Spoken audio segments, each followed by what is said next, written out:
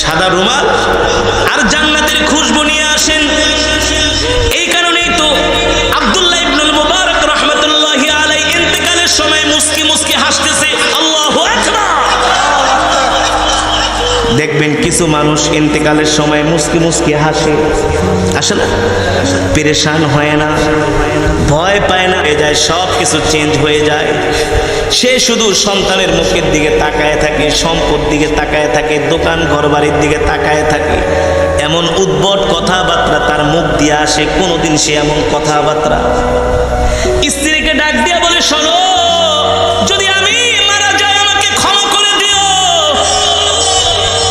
স্ত্রী বলে, এমন কথা আপনি কেন বলেন? সন্তানকে ডাক দিয়া বলে, দিঘায় বাবারে, আমি যদি মারা যাই তোর মাকে দেখা রাখিস, আমার ছোট দুইটা বাচ্চা আছে, দেখা রাখিস রে বাবা, তোর হাতে উঠাই দিয়া গেলাম।